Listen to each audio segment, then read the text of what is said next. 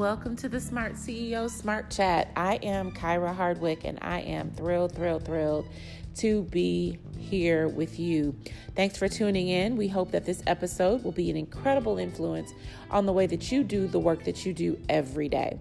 So whether you're a smart CEO, working from home, working from the office, simply navigating your life and family, whatever it is, today's the day you made a great decision to tune into our podcast and get this smart talk. So let's dig in.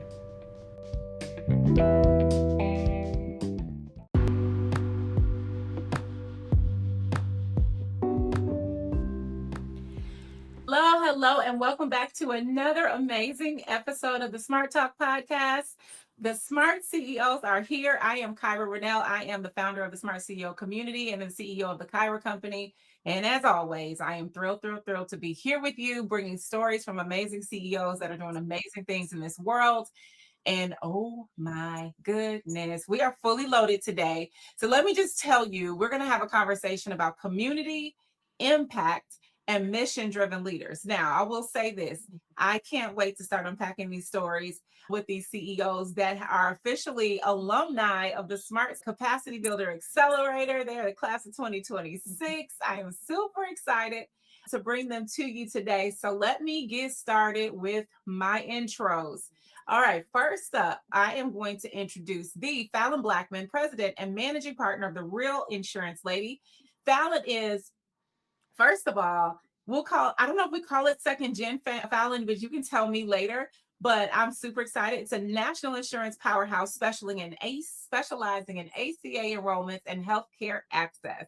Wait till you hear how they've revolutionized the industry.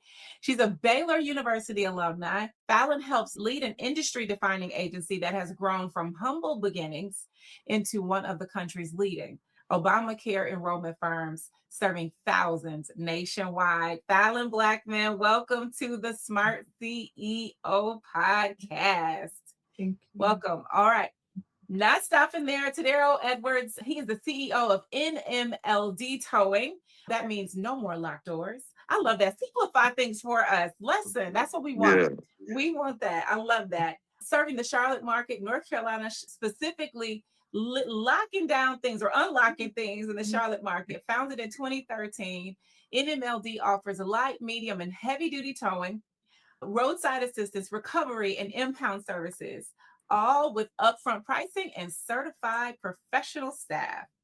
An award-winning operator and community first responder, Tedarial is on a mission to make NMLD one of the best towing services in Charlotte. Welcome to the Smart CEO podcast. I'm excited to have you. I need to hire you to do my intro all the time when I walk in the room, baby.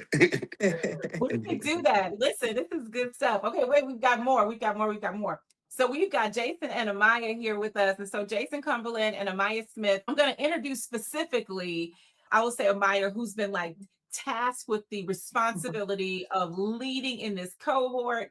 Jason, we don't know what the CEO was doing while she was nose down in her books, building her capacity plan and all the things, but we're going to hear from Jason to find out what was really going on while Ahmyah was in class. But Ahmyah Smith, she is the CFO of CBK Industries, an Indianapolis-based multi-trade property services company, delivering HVAC, plumbing, remodeling, and maintenance solutions for residential, commercial, and government clients. Goodness, you guys are doing it. CBK's platform model consolidates multiple trades under one relationship, a differentiated approach in a highly fragmented industry. And oh my goodness, I can only imagine how your customers feel about having one invoice for all of their services. So we're going to get into that. Welcome to the Smart CEO podcast, Jason and Ahmyah. We are super excited to have you. And you guys, we're about to dig in. Okay, so Fallon, I introduced you first. So by all means, tell us a little bit about you, who you are, what you do. I gave your bio, but give us a little bit more. Take us a little bit behind the scenes of the now president of the Real Insurance Lady. Okay, a little bit of history. I started off with the organization in the infant stages. I graduated from Baylor. At first, I didn't want to have anything to do with this business. I said, family business, they don't mix well. I'm going to move to Thailand and teach and the whole 9 yards. But God called me to do something different. He said, hey, this business needs you. you need this business. So from there, I continued to build on the skills I learned while I was at Baylor. Did not use my degree. I I received a degree in medical humanities. So Oh, nothing wow. along the same lines, but it did help me with my background in the business. I started off as a contractor with a business just and built the client retention department. Initially in that department, it was just me. I saw a need to further my knowledge and experience. So I joined the sales side of things just to expand on my experience so I could understand the business as a whole, so I could learn to fill gaps. And since then, I've acted as a Swiss Army knife. I've been in every single department, but we joke around and say, even before my title as president, I've acted in a lot of similar roles within the business. I've transitioned to president within the last several months. Tedarial mentioned earlier doesn't even seem like 12 weeks. And I realized I have been in this role since February and it does not seem like that at all. But I definitely I enjoy where I am. I think it's a good fit for me. I'm really and I'm really excited to continue to grow the business, expand our lines of business, and just be able to scale. So That's good stuff. Oh, I've got questions lined up already. You just opened up my little Pandora's box. To Daryl. Okay, listen, we want to know no more locked doors. Okay, let me just help me understand. Simple names go a long way, right? Tell us what you do without telling us what you do. Talk to us about how and why you founded this company and who are you? Who are you? So what I do without telling you what I do, I am a people pleaser and a problem solver. Yeah. In a nutshell, so the way I came about this business back in 2013, it was God given to me. I come from a checkered background, for better lack of words. End up finding God. Fast forward, kind of got down on my luck, made some old calls to some old associates. Got something that I wasn't supposed to have again. God convicted me. So upon convicting me, I went to sleep that night. He came to me in a vision, in a dream, and told me to start unlocking people cars. So discussed it, came up with a name, No More Locked Doors. So fast forward, I did one lockout in my hometown back in Michigan. My name spread like wildfire. Next thing I know, 3 weeks later, I'm getting phone calls from insurance companies. I'm like, man, hey, how y'all hear about me? Oh, man, we heard about you. Can you do X, Y, and Z? So I'm like, yeah, I can do that. Fast forward, they start asking me, can I do tows? I'm like, I don't own no tow truck, but I go buy one. Went to Gary, Indiana, found the raggediest tow truck I can find, and bought it for $2,500. $2,500 later, fast forward, we end up moving to Charlotte, North Carolina. Moved to Charlotte, North Carolina with my church, where I still am the deacon, head security at to this day. Moved down here, I had to go take care of a prior obligation in Michigan. Took care of that prior obligation, I lost everything. Came back down to Charlotte. My wife said, Negro, humble yourself. I humbled myself, and that's when God began to open up doors. Fast forward, short story shorter, short story even shorter. It was a gentleman by the name of Jose at my last job. I worked here in the Carolinas. He said, T, I always hear you talking about your towing company in Michigan. Here go $8,000. The man gave me $8,000. He said, go buy a tow truck. I went and bought a tow truck and have not looked back since. In the pandemic, I have bought, in the pandemic, I end up buying 3 tow trucks, 2 flatbeds, and a semi tow truck. And I also purchased my first home in the pandemic. Since the pandemic has ended, I have expanded my fleet to about 6 tow trucks. I just sold the first house and then I bought another home. So better community, better look on life. And I'm just ready to see and implement some of these things that we have learned in this cohort with such beautiful people, man. It's been a wealth of knowledge. And I'm just waiting and I'm geared up to see what the future bring. I got a couple things already lined up with one of the cohorts, Miss Amy Steele. So we're working on a major project right now. So if you want to learn more about that, You can sign the NDA, and I'll break it all the way down for you. What I'm talking about. Woo! Okay, so y'all, if y'all make me cry today, okay, I don't think I've ever cried on an episode, but I see where this is going. Okay, okay, Ahmyah, go easy on me, but tell me what's going on over there at CBK and Jason. By all means, we want to know why did you all create this dynamic, like I would say, model for delivering services? And I understand this business that you're in. So help me understand that. So we'll start with the Maya ladies first. Tell us about you, who you are, what you do. And then Jason, we want to hear about this model and why you guys decided to do it this way. Yes, thank you. Thank you for having us. I echo what everybody's saying. It's crazy that it's been 12 weeks. My background is a bit different. It's a lot of different moving parts. I actually started in the nonprofit space doing social justice and workforce development. And then right at the top of the pandemic, I was one of those crazy people that was like, you know what? I'm going to go back to school and get a degree. And so I went back and got my MBA and actually ended up in financing and strategy and still found my way into nonprofit work, even at one of the major financial markets. And it never left me. And then Jason and I, we've known each other for years, and he was working on something that was amazing. And I just had that opportunity. Things sometimes just don't work out in corporate. And I was like, you know what? Let's bet on ourselves. I love the vision that he has between CBK and our nonprofit, J Hat. And with my given experience, I'm like, we can really blow this up. Being that one-stop shop solutions for all needs, HVAC, plumbing, renovation. We hear the horror stories that people have about general contractors. And so we want to alleviate that. And then I'll let Jason take over here in a second.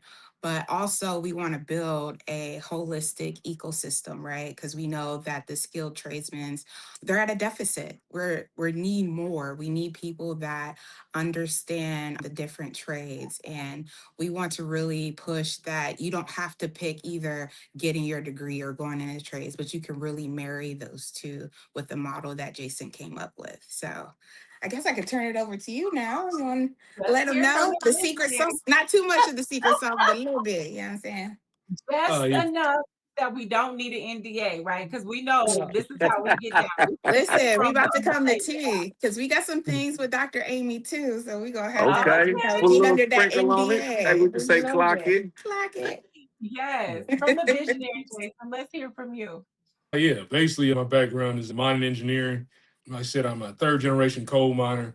Started off in the engineering space, going underground in coal mines, traveling the world with that. Basically, a little bit with the politics, coal mining went down, transitioning to earthworks, basically dirt works, building all the roads across North America. So basically every country, every state, everywhere in Canada I've pretty much been to and did something. So transitioning in that field was exhausting. Not a lot of people majored in it. So as we progressed, it wasn't that many people do the job. So my last year in sales, I flew about 279 times on Delta and a couple of times on Southwest. And I was like, I'm done. And my uncle was transferring.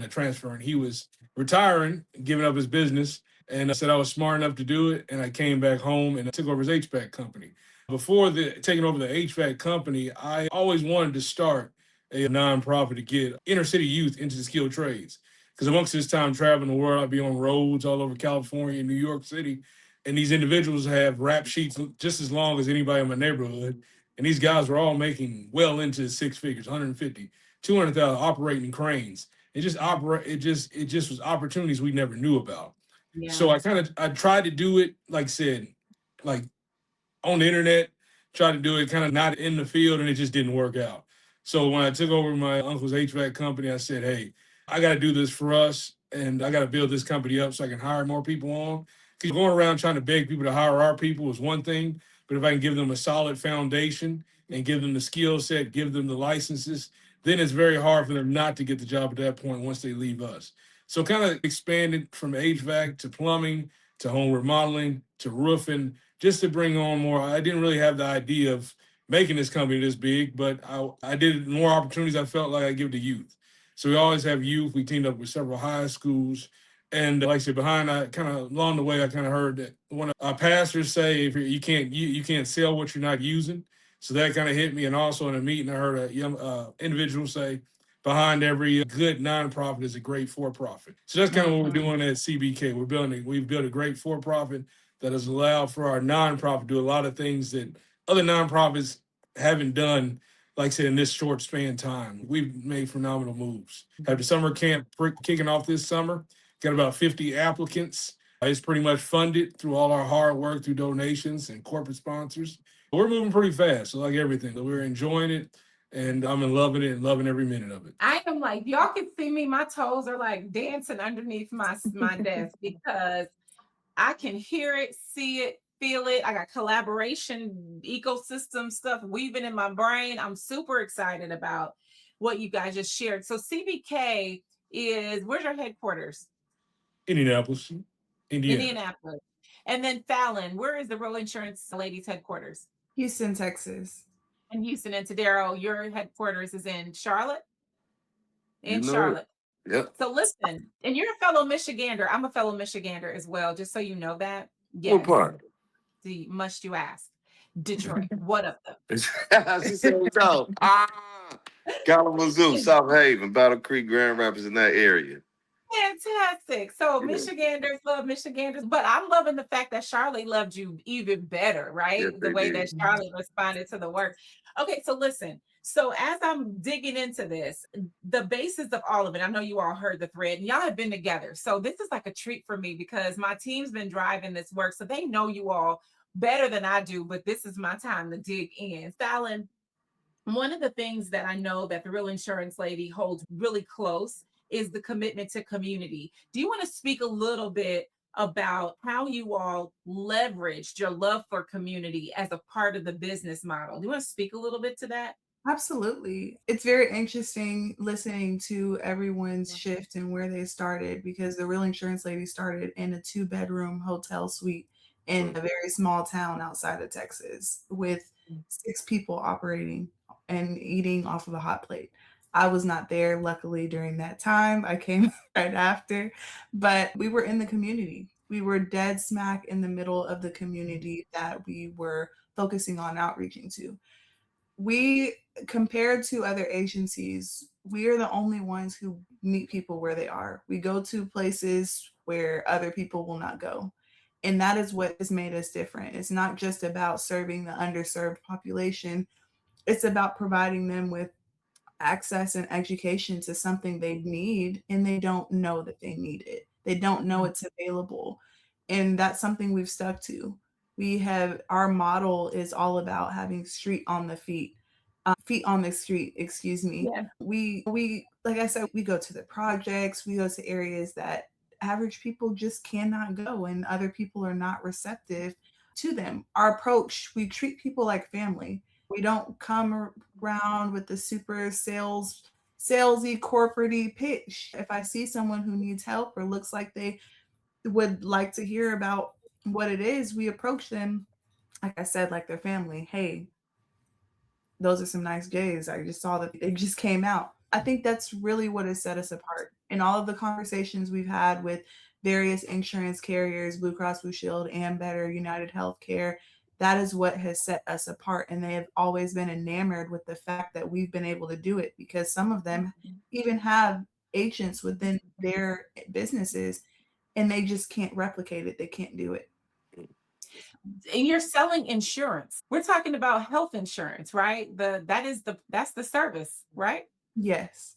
And so when you hear that and we think about how simple this is, right? The idea that someone who doesn't have coverage needs coverage, and I bring the conversation closer to them, the unique way that you all have done it and the way that the community has shown up and responded to you all. And my cheat code is I'm in the Houston area. So I've heard about these pink vans and buses that show up in communities and open up like home and say, hey, what do you need?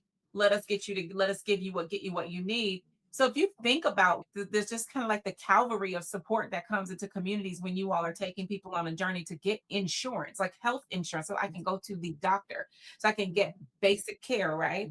What do you think I guess we heard the humble beginnings, right? What do you think was the real motivation for even jumping into this lane? You're second gen, so I'll say, I'm putting in air quotes until you tell me that's the truth. But you're second gen, and then so you're founding CEOs. Talk to us a little bit about what you think their true motivation was for just bringing the real insurance lady to the market. Absolutely. So it all started with my mother. She had been in the Medicare business for years. And once Obamacare or the Affordable Care Act was released, she started off with writing a policy for herself. She saw a need. She had a medical concern and saw how it helped her. And she had a desire to help others in the community. She did not initially envision this agency. She initially, hey, we can do our independent thing. She worked side by side with someone else on Medicare. And my brother, Spencer Blackmon, joined her. He was in a space where he was in the streets, he was younger, there was a rapper, different things, and he came to my mom and said, "Hey, show me the business." And from there, he saw a vision to bring in other family members, to bring in other people who could benefit similarly to him. And then that's when they said, hey, we should form an agency. And so the love and the compassion for the community is not just something that has been external, it's been internal as well. Hey, how can we help people that we know? How can we help family members, friends build and grow as well? And that has been the foundation of the Real Insurance Lady. It's been family oriented, friend oriented. My dad, you probably know this, my dad works for the business. My uncle, my cousin, and my mother and father are divorced. So how we're able to do it, it's just that thing. Like I said in the beginning, initially I didn't want to have anything to do with it, right? But you see a bigger picture. My parents tell me stories all the time about how they always wanted to create a legacy for their family. And the vision you have in your head isn't what always comes to fruition, but essentially this is what they have created. And so it all started with a vision to help oneself, which turned into community, which turned into, hey, let's build this from an internal perspective and let's take it to other states and Yeah. other communities. And it doesn't have to stop there. So now, as we're expanding our lines of business, not just focusing on the health insurance side, we truly are building a household name. That's so good. That's so good. Tadira, I'm gonna jump over to you. Thank you, Fallon, for that. Tadira, $2,500. You go find this tow truck. Probably has some missing parts and pieces. Probably had to do a little work on it before. He's like, "Oh, you have no clue, Kyra. I still got the bill." But that was a part of you responding to the bigger call that was on your life to be better, to make better choices. Someone saw it, they believed in you, they encouraged you to take a chance. And I'm just going to ask a question because I don't know if you guys heard that, but it was like I unlocked the door, I did a lockout, and then I got phone calls. So I'm really trying to figure out what is so special about the lockout you did that had folks starting to call you. What was the what when I think lockout, I'm thinking, okay, well, you come with a little thing and then we good to go. What was so special about you solving that? The very first one. Man, I don't think it was even really nothing special about it. I just probably just the call, man, that I got on my life. I say that because, like, through God, man, I'm everything. Without him, I'm nothing. And then the backtrack, man, I think from where the lockout kit came from. I say that. My father, man, I got a $40 loan from my father. God rest his soul, man. I bought a lockout kit. It was just the tenacity that I had, man, the way to push through it, man, because it was either go back to the streets or keep trusting in God. And I believe by me honoring God and the man, the God that God placed in my life, man, and just was to be able just to say no to my past and being able to say yes to my future, in a sense, if you get what I'm putting down. So That's so all the good. glory belongs to him, man. And it's just, if God, what to say, if God be for you, who could be against you? It's more than the whole world against you. So by me being able just to position myself, just to do the right thing, I guess God just opened. Ain't no guess to it. I know it. He done poured out blessings with not enough room to receive. God did it. It wasn't me. It was him. So that's I it. love it. And you're sitting there in evidence in your brand new garage Oh yeah. with your brand new drywall behind you. And I think that's powerful. You're like, I bought one house, sold that one, I'm on to the next. And Yeah. six trucks later, my fleet has increased. COVID was an opportunity for you to expand and to grow. I really just want to make sure the listeners and the viewers get to hear the sincerity and the intention behind the yes that you all have for your business. And I think very similar, and I'm gonna kind of pull this full circle because what CBK is doing right now, as you all have created this platform for workforce development to create an opportunity to build and develop trades and to give I'll say the cross-pollination option, go to college too. Let's double down and stack your access. It's a whole new way of thinking in general, right? And so when you think about what you all are doing, CBK, I think, and I'm gonna say it like that because I don't, Jason or Ahmyah can respond, but I think there's such a full service or full circle moment that happens as you all are building, and kind of what Jason was saying. He was like, I didn't expect to build it this big, but it made sense. And so you just followed, I feel like you were just following the steps that were in front of you and you just kept walking, it kept growing. So full circle moment, right? You've got workforce development growing in one lane. You've got the actual service that you're providing to your customers. You've created, I'll say, de-risk a bit of the industry when it comes to contracting and individuals hiring contractors. But I want to lean into the idea around the power of workforce development and why you all decided that was something you were really going to put a stronger emphasis on as you're growing the actual business. This is the ecosystem piece I'm really interested in. Well, yeah, I can start and then I know Jason will add more to it. So, just coming from that social justice workforce development background, there was an acronym that we used often in my nonprofit called ABCD, which is Asset Based Community Development. And a lot of times, the things that we need, all you have to do is look around, right? And so, knowing that the trades is always going to be needed. I know people get scared with AI and feeling like things are going to get replaced, but a robot's not coming in and replacing your toilet, right? They can't tell you, oh, you need installation for your HVAC, or they may be able to get on the roof, but we're not there yet. And so, Correct. really, it's about, okay, we know that the younger generation, they're different than when we grew up, right? Also, I think what people are failing to realize is that while they might be digital natives, a lot of them, depending on if their parents are Gen Xers or even elder millennials, like they come back as that older mentality, like they want to work with their hands. They want to build that true community with each other. And so by us focusing more so on JHAD, which actually stands for Jesus Had a Trade. And so it's that old adage, if you teach a man to fish, he can feed himself forever instead of just giving it to him. So we want the younger generation to develop these skills, and then they have more autonomy on what they decide to do. Right. So it's giving them the tools, and not even just the traits, because we want it to be holistic. So we want to bring in the soft skills, like what's conflict resolution? How do you talk to a client? Like, what if they want to go off on their own and create their own business? Right. We want to be able to set them up for whichever path they want. And if they decide to stay with us and come over to the CBK side, that's great. If not, if they want to do something else, at least we know we did the best we can to equip them with a skill and a trade that they can take with them forever. Because that is the common thing, right? Like knowledge, whether it's a trade and or a degree, will stay with you as long as you have it. No one can take your knowledge away, but it's up to you to implement what you want to do with it. That's so good. That's so good. Jason, anything you want to add to that? Just like I said, just she said it perfectly.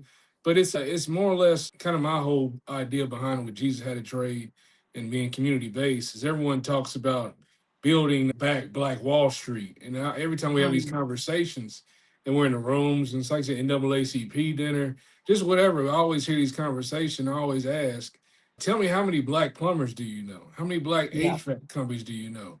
And you can have, these are some of the most connected doctors, politicians, leaders of every type of organization, and they sit there for 20 minutes like, I have no idea. I've never. So it's how are you going to build it back if you don't even have the foundation for the plumbing inside our community? And that's what I'm really trying to get people to see is we have advanced in education. Yes, we have all these things, but at the end of the day, your building is nothing more than a shed until you have plumbing, water, sewer, and electricity in it. And somehow we don't find the importance in that area. So it's just trying to bring that back. That was like the sledgehammer. Everything shattered around you when you said that. Like, how can you rebuild anything if you don't have the foundational skills to build the base? And I think that's so important. If we could just lean into the idea of that for a moment, all of us, because I think full circle. So in my head, I told you guys I got all kind of stuff that's flowing through my head right now, thinking about collaborations. Do you know this person? Do you know that person? Like, who knows what?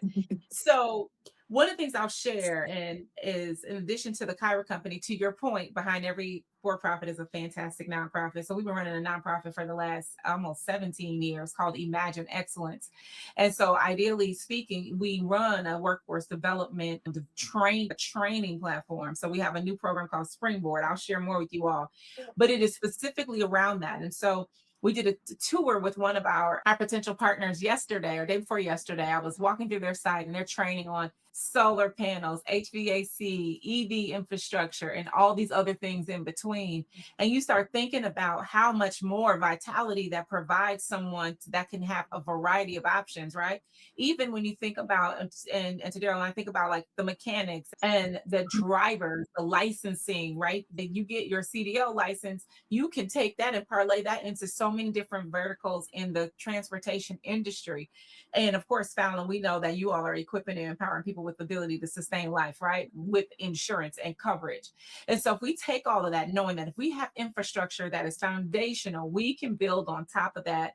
And I think that is at the core of the Smart CEO world. It is at the core of how we built the Kyra company, which was about connecting to each other. What's in here? I think when you're an entrepreneur, you're wired differently anyway. Even if you come out of corporate, it's something different about you, right? You got a little something's just off. And we dig into something that is deeper than us. And I love that foundationally you all have identified one that God, I love the hack that Jay had. I love that. And Daryl, I think there's something bigger about no more locked doors. That almost made me want to actually preach a sermon. And I'm not a pastor, but I heard it and I was going to put the word on it, but I chose to hold tight so we can talk about this cohort real quick. But I know there's more to that, isn't it? Oh yeah. I already knew. Okay, so Fallon, you've been 12 weeks deep. You are now a Smart CEO, Capacity Builder Accelerator alumni. You are with your peers. Okay, I want to know, first of all, was there a session during this cohort or maybe a couple that acted almost like a jetpack or fueled you differently, rewired your thinking? Was there anything that just set you up for the next level of Fallon Blackmon, the president? Was there anything that came up for you? Honestly, there were several, but I will say one that I'm really leaning into. Cybersecurity has been a really big interest for me, especially we have over 100,000 people's information in our database. So one of our challenges has been when contracting with vendors, how do we ensure our data is protected? So I definitely received a lot of insight on just different agreements that we can create, similar to an NDA agreement, not exactly with these vendors. That is one of the biggest concerns, especially just because we live in a world today where people are selling information left and right. And that's something we pride ourselves on as an agency.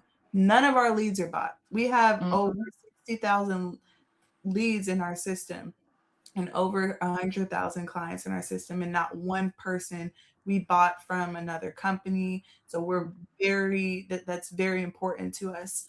So that would be the biggest thing. I spoke with you in a one-on-one about connecting with one of the other cohort members who has a background in cybersecurity and IT. I've since then reviewed our E&O contract and brought an attorney in. And I'll be honest, my mom was just like, why are we paying this attorney $300? I would rather save on hundreds of thousands of dollars that could be at risk and pay this $300. So What I'm talking about. on the hand, but That's so good. No, that's so good. So Sherelle Francis was the facilitator. She's out of Florida.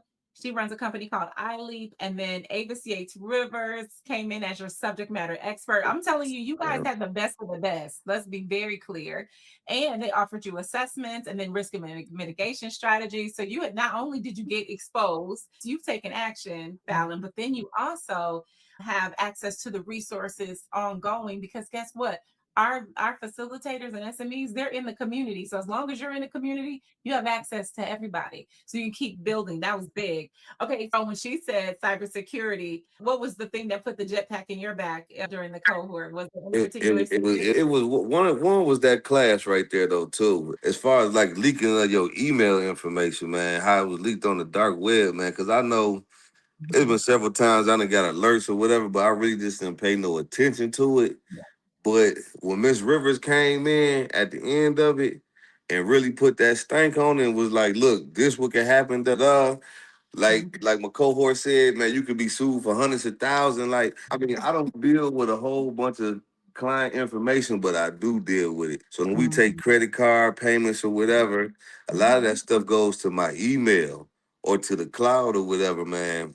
And so by it being able to be breached or whatever, that's a liability on my part, man. So I'm not, hey, listen, I like to make money, not spend it. So I'm Exactly. trying to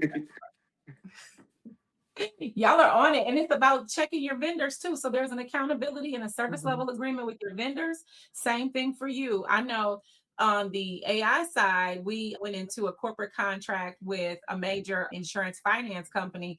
And guess what? We had to literally redirect, or excuse me, restructure and reconfigure our AI policies so we Mm, could be in compliance, which means we had to stop and do some research and alignment because there's certain ways to handle data that even understanding long form, generative, and the different ways AI constructs. Are you educating your AI? Are you educating the platform? Are you keeping your content internal?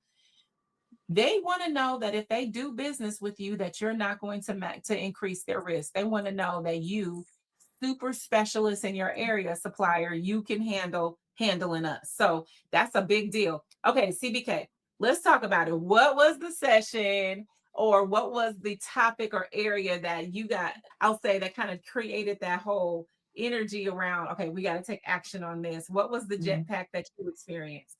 I would say for me, it was around the commercial real estate because of the field Oh, that we're in. We're always dealing with buildings, right? And we're yeah. actually in the process of trying to secure our own buildings for CBK and JHAT. And then because I'm a crazy person, I'm working on getting my real estate appraiser license. That always accelerates me because like I said, for us, it's ecosystem building, right? Jason's actually the one that pushed me to, he was like, what do you think about real estate? And I was like, I don't think about real estate. Why? Why do you ask? Right? Because in my mind, I'm like, I'm not trying to be no realtor, right? And then he was like, no, what about like appraising or like an inspector? And so I made a deal with him. I was like, let me research because I research everything. Like once I get a hold of something, like I do the deep dives, right? And so I researched it. I came across the Appraisal Development Institute. They have a program. And I was like, all right, I'll apply for their scholarship. I'm like, if I get in, I'll do it. And then, of course, I got You in. got it. It was like I So, had already sprinkled my juice on it, so it was gonna yeah. happen regardless. Yeah, and I was like, okay, we're in it. So anything that was for me, it was about the commercial real estate because that's a space we already play in. And it's like what gap or what niche can we meet that others may not be able to do? And the thing about appraising, I recently was at a conference and one of the statistics, which is blaring, is that there's only like 68,000 appraisers across the country. Only Yes. 68,000. Now they can have multiple licenses across the states, but that's such a niche market and so hyper specialized. So I'm just like, my wheels are spinning on that side too, because I'm like, okay, once I get these licenses, we can add another line of business. You And can. then, yeah. And You then being can. in real estate, we also met. That's how we got connected with Dr. Amy, Allison. She's doing, I believe it's like the Bayou Farm, and Adrian with the government contract, because we dabble in that space as well. So we are in talks with them, like T mentioned, of how we can partner. Because even though we're based in Indianapolis, we want to expand. And I think that was that considered like Southeast area with North Carolina and a bit of the South, because I believe Allison is in Louisiana, and then even in parts of Texas. So to me, I'm just like, I'm a connector. I'm always trying to see connections. And I was like, oh, we could do this. Like, we could do that. And Jason, he's the type, he's like, oh, yeah, he automatically says yes. I'm the type, I'm like, let me research it first. And He then saw decide. it a year ago. I'm gonna tell you right now. Yeah. He's sitting over here. He's like, I saw it a year ago. I can tell he's thinking about something right now. You're 24 months away from something you don't even know. Ahmyah, it's I'm coming your way. sure.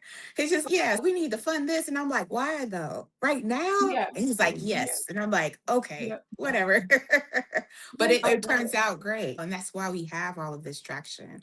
Like, he's in spaces where he's talking to politicians, right? Yeah. So it's really just, I would say, living in that vein and saying yes. That's what Yeah. I really appreciate about him as a partner, because he'll say yes first. And he was like, let's see what can happen. And I'm more of like the hesitant, cautious one. And I'm just like, Yeah. look, who's all over there? What do they want? I'm like, don't Who at sign the no barbecue? contracts. You Yeah. gotta Chances have make that unit. champions. Exactly. You gotta have it. Okay, so you guys, this has been phenomenal. And I'm gonna tell you now, I'm gonna beg my team for another like part 2 of this, because there's so much more. So I do believe I got a text from some of your fellow cohort members or alumni that were in our Chicago cohort. And I think they're coming to Charlotte, and they're an entire group. So I'm gonna give you the little history. So one of them was in our Chicago accelerator. Then 2 of them jumped into our Phoenix accelerator.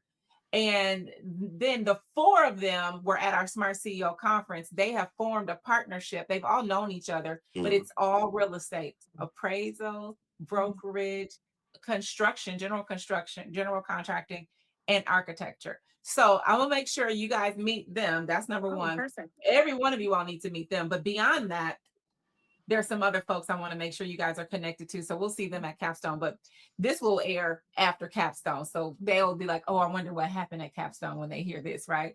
But listen, there's a ton more. There's a ton more for us to do. So I am excited. I've got notes like crazy over here. So don't be surprised when I'm blowing up the group and I'm adding you all. Hey, you guys, look at this opportunity. Look at this RFP. Look at this grant. Let's do this.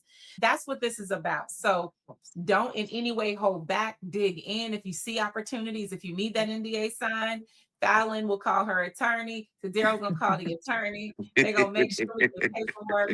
Let's do what we need to do as a team, as a collective. And please optimize your Smart CEO community. I'm so proud of you all. Okay, I'm going to give you 2 rapid fire questions just because y'all are people. And so what I need to know, is it tea or lemonade? Which one? T. We can't mix them both together and make an Arnold Palmer. See, that's what I'm saying. Oh, God. Okay, fine. So Arnold Palmer's and okay, got it. I won't ask that question again. Okay, mountains or ocean? Ocean. Mountains. Ocean. Ocean, mountains. Okay, last one. Let me get a good one. Music genre. Favorite music genre? R&B. Neo soul. Yes. Neo soul. What kind of R&B? Old Man, R&B. 90s. 70s. That was like old school. Give me 80s, Old stuff. 90s. You want to be, and then neo soul, Ahmyah. So y'all want to be in your feelings. You want to feel it. You want to reminisce. I love it. And I'm gonna tell you, that is like totally my bag. So we are each other's people, guys. This is so good. Yes, I Feels love so it. good. I love it. We'll make sure you guys get the Smart CEO playlist. I don't know if you guys got that. I'll make sure my team gets it to you. We'll update it. We definitely have one. Okay. I know. So until next time, you guys have just had the pleasure of listening in on this wonderful conversation. Congratulations to you. You're smarter now, knowing who all the smart CEOs are that were in our class of 26 cohort, our new alumni. Find them on all their social media platforms. Real quick, Tedarial, where can they find you? No More Locked Doors, LLC, That's on IG. Then on Facebook, No More Locked Doors LLC. On Google, NMLD Towing, No More Locked Doors LLC Towing. On Yelp, No More Locked Doors LLC. We got a List them platform. all out. Yeah. List them. Yeah, if you want to contact me, you in the Charlotte, North Carolina area, you broke down, stranded, needed. And we also make keys too. So let me slide that on in there. So if you need a key, you need a lockout, jumpstart, tire change, or a tow, or fuel delivery, call No More Locked Doors, 269-217-6208, 269-217-6208. I love it. I'm letting the silence hit so we can capture that and cut that out as a clip. All right, so Jason, how can we find you? Yes. So a couple of places, right? So you can go to our website at cbkhomeservices.com. We are on LinkedIn as CBK Industries, and you can follow us individually, Maya Smith on LinkedIn, and then also Ahmyah Builds EJC on Instagram, and then CBK. Yeah, Cool Mechanical King. Yeah. On some platforms, and then Jason Cumberlander on LinkedIn. I'm always reachable on there. And then what does CBK mean? Basically, it's my company before. I used to sell tools directly. I used to make tools, tungsten carbide tooling. So it was Carbide King. And I already had, that's what that name I was given to in the industry. I always came through for people in government. So they called me the Carbide King because I was able to master how everybody could basically do earthworks, dig up work, just dig up any type of ore they needed. I was able to help people come through and get that. So Carbide King is the name the industry gave me. And I kind of just shortened that and made it CBK Industries for the plumber. I name. love it. So, Now that's a good story too behind that. And you're mine. I just met some miners in Colorado, and I'm about to go to New Mexico and probably meet a few. So more. I'm excited to know that's your background too. Okay, Fallon, how can we find you? Yes, you can find us on all socials, The Real Insurance Lady, or you can type in Trill, TRIL. That was not by design, by the way. You can find me personally on all social media platforms as well, Instagram specifically, Fallon Finesse. All right. We can't wait to find you on all your platforms. Call you if we get locked out. Check in with you guys if we need services. And Fallon, by all means, make sure we all stay secure with our insurance policy. So listen, Smart CEOs, this has been a phenomenal experience. I hope you've enjoyed it. Follow everyone, connect with them, get what you need, get in the community. Don't sit on the outside and watch. This is where the good stuff is happening. So until next time, Smart CEOs, we will see you soon. I am Kyra Rénel, and it has been my absolute pleasure to bring this episode to you. Take care.